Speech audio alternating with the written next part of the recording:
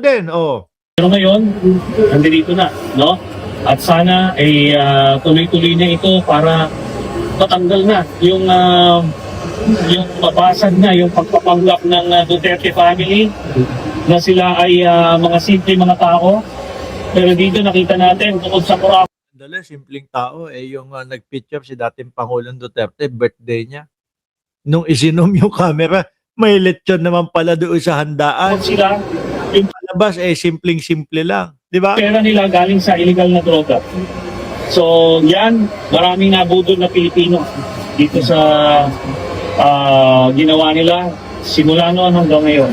Buti nga, hindi na Hanggang ngayon, meron pa rin. Yung mga DDS, di ba? TJR 2K26. Oh, shout out. Idol na natin ngayon, yung tinatawag na Trililing. Dati, correct, sir. usapan yun. May tama pa sa utak si Sara. Tayo, alam natin, marunong tayo mangilatis ng tao. Alam natin kung sino yung nasa tamang mag-iisip o hindi. Hindi, ako din ho, mga kababayan. Pagpasensyaan nyo na po, Vice Presidente, kasi ganun na din ang tingin ko kay Vice Presidente para pong may topak. No? Parang may topak, mga kababayan. Biruin mo, doon sa mga press conference, etc. Kung ano-ano, putol ulo, tapon bangkay, o hukay bangkay, tapon bangkay. Di ba, mga bossing? O ngayon, eto, yung mga napatunayan. Duterte, Salen, from 2019 to 2024, had no declared cash on hand. Bank deposit daw po, mga kababayan. Di ba? Nagugulat po yung mga congressman sa mga naririnig. Si Congressman Chua, nung narinig ho ito, di wow. No? Siguro kasi, mga kababayan, nung panahon ng ang dating Pangulong Duterte, yung nakaupo, walang tanungan portion, walang etc., walang kung ano-ano po. Doon sila nasanay. Kaso ngayon, dito kay Pangulong Bongbong Marcos, lahat uusisain. Walang kamag-anak, walang kaibigan, walang ka-unitim. O, di ba? Lahat uusisain.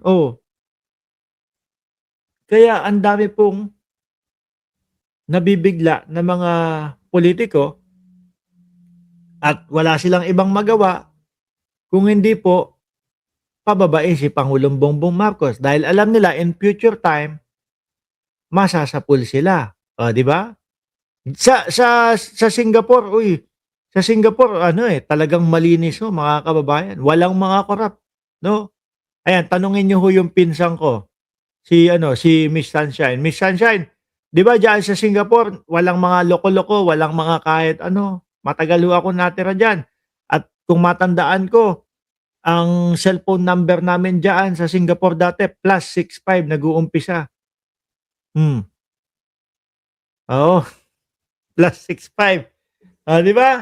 Anyway, eto pa. Yung mga boxes, ang dami ho mga kababayan. Kaya nagtataka ho ako.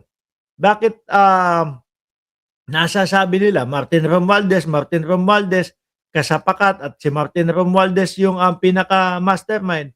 Kung samantalang eto po yung mga tao na nasasabi, boxes allegedly sent to Revilla, Estrada, Bonoan, Maleta, for Olayba, pero wala akong naririnig.